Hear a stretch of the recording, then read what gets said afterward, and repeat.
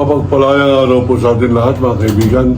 Ito po ang Kawal ng Demokrasya, Kawal di Carbonell. Tayo po ay nais man natin umiwas dyan po sa usapin ng presidential candidacy.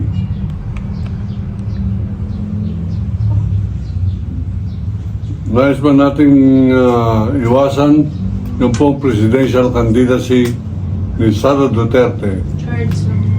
Hindi po natin mapapalagpas sapagkat ang atin po ngayong dangal bilang mga Pilipino, yan po ang sinusukat ng presidential election na ito.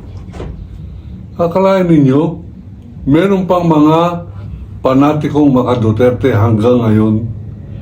Pinapakinggan ko po yung Muslim kuno na si Robin Hood Haram Padilla, mga kaibigan. Abay, nagpapahiwatig siya kay Sara Duterte na handa siyang maging vice presidential candidate. Total, hindi naman daw kailangan na matalino bilang vice presidential candidate sapagkat siya raw po ay spare tire lamang. Pero pag inutos daw, ayaw niya na raw tumakbo. Pero pag inutos daw ni PRRD o ni Rodrigo Roa Duterte na siya tumakbo, siya raw po ay tatalima sapagkat ang pangalan Duterte sangayon sa kanya ay isang ideology, hindi po personality, ideology. Ito po ang kasagutan po natin. Robin Padilla Haram, ikaw ay stupido, ikaw ay bugok, nakakahiya ka maging Muslim. Muslim ka pa naman, pinagtatanggol mo yung sumunog, nagpabomba ng Marawi City, pinagtatanggol mo yung bastos na Pangulo, pinagtatanggol mo yung nagbumura. Sa ating mga Muslim, bawal magmura, lalo yung PUTA, ina mo. Bawal po yan sapagkat sa mga Muslim, tunay na Muslim, binibigyan po namin na masyadong paggalang, pagpapahalaga, lahat ng ina, lahat ng nanay. At therefore, pagka ikaw ay nagmumura, ikaw ay hindi tunay na Muslim.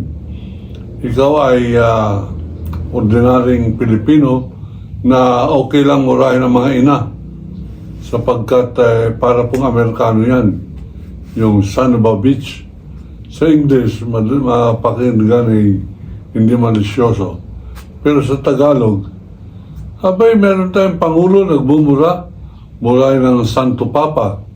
Hindi po ako Roman Catholic. Ako po'y nagbalik Islam 26 years ago. At ako po'y naniniwala doon po sa relihiyon ko, hindi po bagong relihiyon ang Islam. Sa aking pag-aaral, yan ang tunay na relihiyon, pero hindi ko po yan hinihikayat kahit sino. Kahit sino, kahit driver ko, hindi ko hinikayat mag-Muslim sapagkat bawal manghikayat ng ibang tao na sumunod sa Islam. Mga kaibigan, proselytizing ang tawag po dyan. Ngayon, bakit po natin pinag-uusapan to? Sapagkat kung ano man ang inyong relihiyon at inyong binabakapan, okay, inyong dinadakila ang nagbumura sa ina, nagbumura sa Papa, Santo Papa ng mga Kristiyano, nagbumura sa Presidente ng Amerika, at lahat ng gusto niya murahin, kayang-kaya niyang murahin, at ikaw bilang Pilipino, ano man ang relihiyon mo, binabaka pa mo siya. Ibig sabihin, sumasang-ayon ka sa kanyang kaugalian. Nung kanyang sabihin, harap ng babae, lalaki at mga businessman, sabi niyang, nung siya ay tumitingin sa kanilang katulong at nakalilis ang damit nito, kanya raw hinawakan at ginapang kanyang kamay sa loob ng panty. Akala niyo, Presidente, nagkikwento ng ganyan? At alam ba ninyo mga Pilipino nakikinig, palakpakan, naghahagikikan, lalo nung sabihin niyang inamoy-amoy ko pa ang aking daliri pagkatapos pumunta na ako sa banyo at ako ay gumawa ng isang bagay na hindi ko kayang sabihin sa inyo. Abay, palakpakan, pati babae mga kaibigan. Bakit? Sapagkat sila ay Pilipino. At sapagkat sila ay Pilipino, sanay sila sa kababuyan. Sapagkat kababuyan ang hinahangaan ng mga Duterte, ng mga tagasunod ni Duterte. Yan ang dahilan kung bakit hanggang ngayon, ultimong si Sara Duterte ay parang binibigyan nila ng pag-asa na mananalo. Ang aking puntingin, mananalo rin. Pero hindi dahil siya ay kwalipikado, hindi dahil siya ay kagalang-galang, kundi dahil sa China. Gusto ng China ng isang bobo, isang uto-uto, isang nangako ang kanyang ama na gagawing probinsya ang Pilipinas ang siyang mananalo bilang Pangulo at tagapon ninyo sa Batuyan. At kayang-kayang bulahin, kayang-kayang bilhin ang kaluluwa ng Pilipino sapagkat para pong wala ng kaluluwa ang Pilipino. Yan na ang mga ebidensya bakit nagkaroon po tayo ng mga senador ng mga Robin Padilla, Cayetano, Escudero, Lito Lapid, Amy Marcos, Villanueva, Jingo Estrada, Jamie Ejercito. Abay, pagka ganito po mga hinahalal ng Pilipino, abay talagang kababuyan na ang pag-iisip ng mga Pilipino. Wala po kong paggalang sa mga senador na yan. Hindi ko po ginagalang. Ayun po ay on record. Kung ito po ay sedition, guilty po ako sa decision. I plead guilty. Kung mahihiling ko sana sa taong bayan na magpetisyon tayo, buwagin na natin Senado pag ang Senado natin ay nagsisilbing traidor sa bansang Pilipinas. Abay, binabayagan na natin na magsalita pro-China sa loob ng Senado ang mga senadors natin. Hindi po tama yan. At lalong hindi tama na papayagan natin na China ang magdidikta kung sino magiging Pangulo natin. Sino ang didikta ng China maging Pangulo natin? Walang iba kundi Sara Duterte.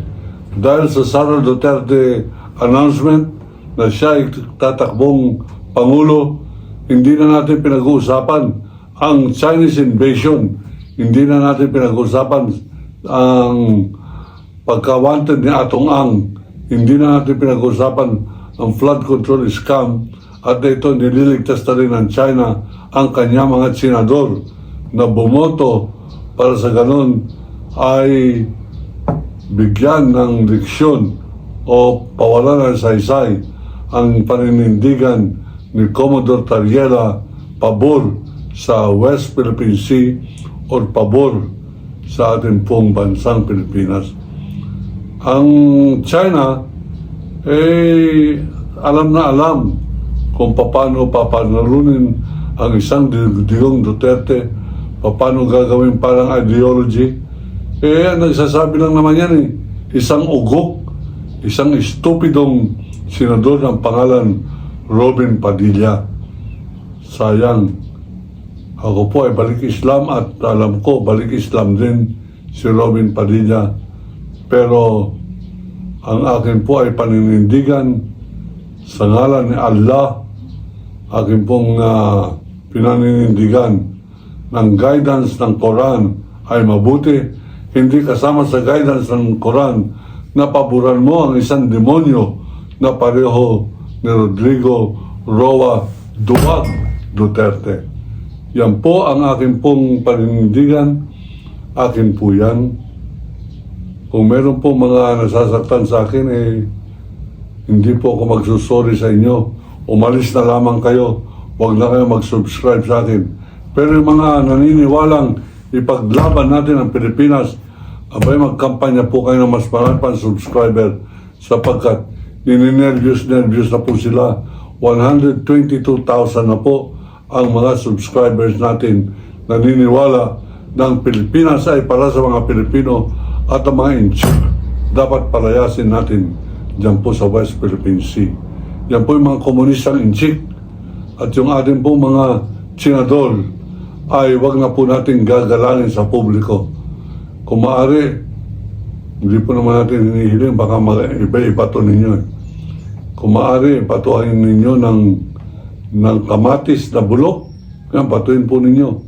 Pero hindi po kagalang-galang. Yan ay kasuklam-suklam ng mga senador na kumakampi sa China pagka labanan ay interes ng Communist China laban sa interes ng Pilipinas.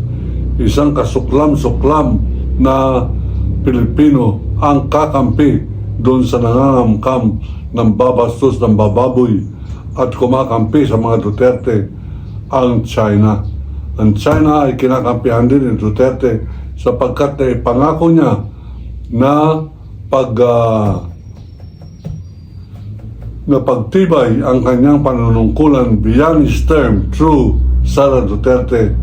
Itutuloy lang kasunduan nilang gagawing probinsya ng China ang Pilipinas. At lahat ng Pilipino na kumakampi kay Duterte, kalaban ko yan. Lahat ng Pilipino na kumakampi sa China, kalaban ko yan. Katunayan, kung meron pong nagko-comment laban sa akin at kumakampi sa China, ako po ay lalong nagkakaroon ng dahilan kung bakit kinakailangan lalo ko maging mapusok sapagkat hindi ko urungan yung mga maka-China na mga Pilipino. Hindi ko urungan kahit ano pang inyong religion.